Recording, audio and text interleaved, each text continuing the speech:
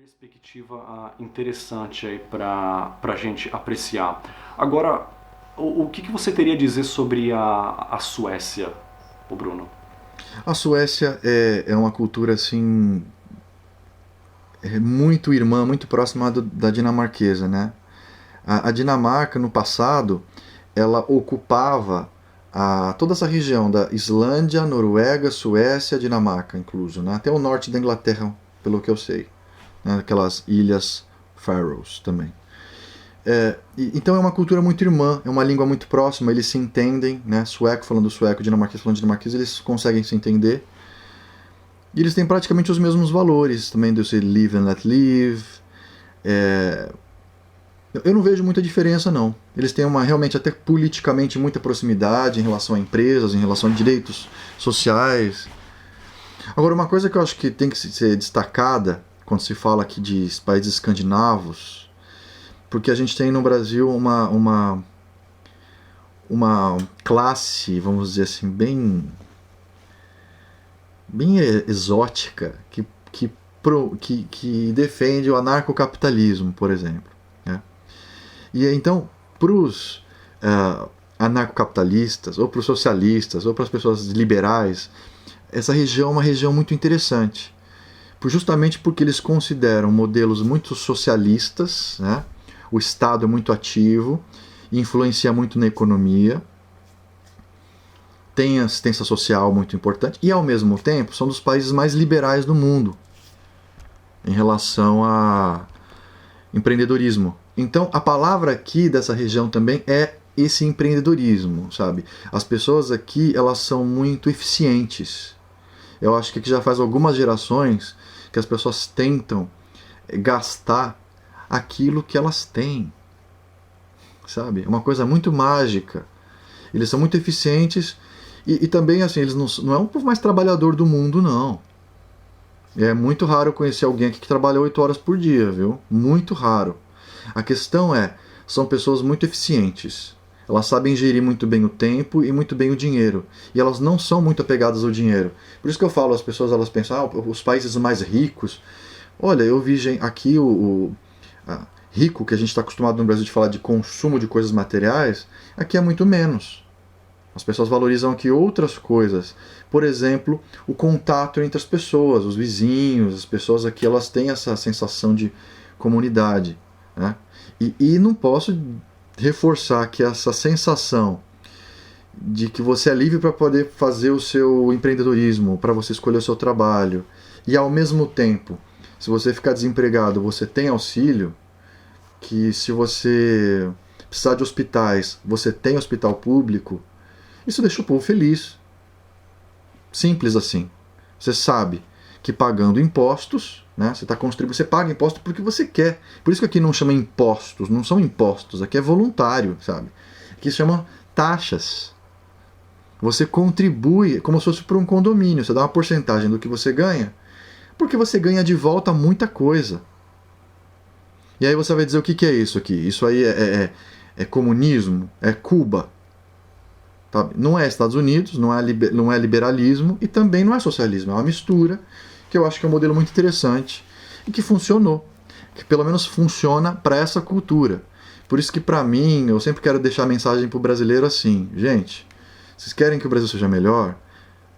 Pô, eu não conheço nenhum país do mundo, nenhuma região do mundo com tanta riqueza como o Brasil. Aqui é um lugar pobre, se você for ver. E eles são mais ricos em qualidade de vida, em muitas outras coisas. Então, qual que é a diferença? A diferença para mim é isso, é deixar o outro ser o que ele é. O cara quer rezar para Deus, para Maomé, para o capeta, o problema é dele. Entendeu? Aqui, dane-se se você gosta do Palmeiras ou do Corinthians ou do PSDB ou do PT, dane-se. As pessoas elas acham que isso é muito íntimo, ou se a pessoa é gay. Isso não é motivo para ter conflito. Eu acho que isso tem que mudar. O brasileiro tem que aprender a respeitar os outros mais e aprender a cuidar mais da vida dele. Né? Isso é interessante, mas agora eu vou ser talvez advogado do diabo e vou ter uma crítica interessante talvez, né, muitos não vão considerar interessante, mas em relação à Suécia também. Não vou tomar muito tempo do vídeo, mas essa questão polêmica de que Olhando aqui para o Índice Global da Paz, se você voltar lá no 2014, 13 e até 2008, você vê que a Suécia estava bem mais colocada do que está hoje. Hoje ela está na posição número 12, ainda muito bem. Porém, por que isso vinha acontecendo? Parte do problema, né, a questão meio polêmica e preocupante, é que a Suécia parece que tem tido uma política de imigração um tanto assim que deixa a desejar, né, para você politicamente correto que nem eles, né, para não falar outra coisa. E isso tem até gerado uma certa violência desnecessária e por causa de pessoas que eles deixaram entrar na Suécia vindo de países não tão amigáveis, e isso você acaba criando uma diversidade negativa, porque diversidade em si não é necessariamente bom. Se você tem pessoas, que o Bruno está citando, que respeitam umas às outras, você quer ser gay, tudo bem, feminista, tudo bem, você quer torcer para tal time, tudo bem, ótimo, isso é boa diversidade. Agora, quando você tem pessoas com valores do século XV, do século XIV, e elas querem impor esses valores na sociedade moderna, aí nós temos um problema. E esse problema que a Suécia vem enfrentando, eu já até mencionei em comentários que isso parece até ser um suicídio cultural que a Suécia vem cometendo. É difícil entender o porquê disso, uma questão polêmica, preocupante, mas eu espero que assim, as autoridades suecas, né, ponham a mão na consciência e, sei lá, né, parem com essa política de imigração que não contribui positivamente pelo país, né, infelizmente. E adote uma política, né, que contribua, né, uma boa diversidade, né, pessoas que vão contribuir com o país, né, não pessoas que vão causar mais violência na sociedade. Mas fora isso, Suécia, já mencionei, um país exemplar até no quesito de inglês. A Suécia é verdadeiramente uma nação bilíngue, assim como a Dinamarca também. É difícil dizer aí qual das duas fala inglês melhor como segunda língua, porque as duas falam inglês muito bem. Então, a questão de educação, também a Suécia é exemplar em muitos aspectos, né? Mas também não é perfeito. Agora, a Finlândia, que também em questão de educação, já até mencionei no meu vídeo, a Finlândia está até mais bem colocada que a Suécia no Índice Global da Paz. Índice de homicídio baixíssimo, esqueci de mencionar também da Suécia, o índice de homicídio também é muito baixo ainda, apesar dos pesares. Mas na Finlândia, né, não é só isso também, mas a questão da educação, que eu mencionei no meu vídeo, que não é baseado em prova. Acho que até uma certa idade as crianças nem têm prova nas escolas. E mesmo assim, mesmo tendo esse sistema não muito tradicional, a educação lá é excelente e produz resultados extraordinários a nível nacional. E está lá para todo mundo ver os resultados. É interessante também na Suécia, que até mencionei, que quando você toma uma multa ali, né, eles levam em consideração não só a natureza da sua infração, né, mas também o quanto você ganha, né? Se você é pobre, passou no farol vermelho, você paga um tanto. Se você é um rico e passou no farol vermelho, você vai pagar mais, né? Então isso acho que é bem interessante também. Agora, Bruno, quanto à Finlândia, eu quero falar da Islândia também um pouco, né? Que a Islândia também é um país muito interessante. O que você tem a falar sobre a Finlândia? A Finlândia, pelo que eu sei, eu já conheci pessoas, porque as pessoas daqui da Escandinávia, elas transitam muito, né, por entre os estados. Eu conheci pessoas da Islândia aqui também, da Finlândia. Eu acho que isso que você comentou da Suécia, tá passando por essa espécie de suicídio cultural, eu acho que também é fruto de uma realidade. Esses países todos são muito frios, então não é tão fácil, né? É um pouco cansativo e eu acho que isso dificulta a imigração e a população vem caindo. Então eles precisam de imigrantes. Eles precisam de imigrantes. E eles são povos assim, onde os direitos humanos já estão muito estabelecidos há muito tempo. Então muito ingênuos às vezes até de achar que tem que abrir as portas mesmo para todo mundo, que as pessoas vão se integrar e vão ser todos amiguinhos e todos nós nos amamos, né? Eu acho que a Finlândia tem menos essa imigração e também tem, assim como o resto da Escandinávia, Noruega, Dinamarca, Suécia, uma sensação de coesão social muito grande. Tem alguns pensadores aí que acham que a argamassa para manter uma sociedade unida é a religião.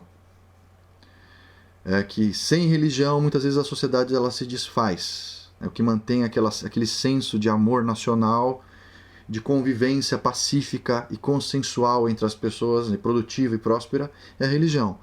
O que já cai por terra, porque aqui na Dinamarca 85% das pessoas é ateia. Mas o fato é que tem um certo apreço pelo outro. As pessoas aqui, quando pegam o trem, elas gostam de estar juntas, né? Quando você vai na cidade agora e tem os mercados, as pessoas elas não tentam ficar longe, elas pelo contrário, elas querem ficar perto umas das outras. Eu percebo que isso é uma coisa muito diferente do que eu via no Brasil.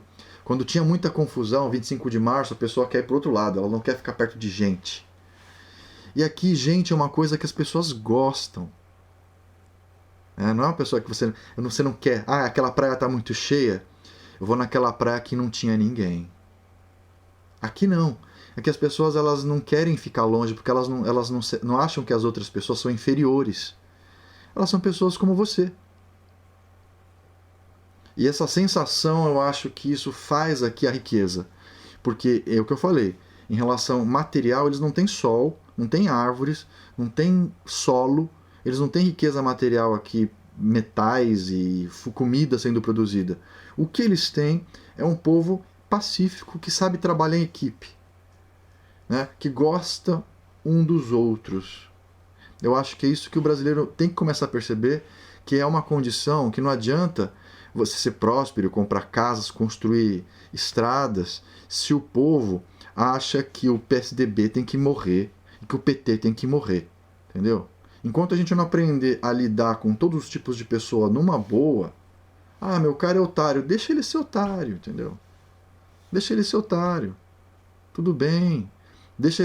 Quando a pessoa é bastante otária, talvez isso se esvai. Ela é otária até ela não querer mais. Deixa a pessoa o que ela é. Eu vejo que isso aqui traz uma sensação muito pacífica entre as pessoas. É muito interessante. Esse recurso que você falou, que as pessoas podem não ter os recursos naturais que o Brasil tem, que o Brasil sem dúvida tem tantos recursos, mas tantos que é até difícil de acreditar que o Brasil está na situação que está.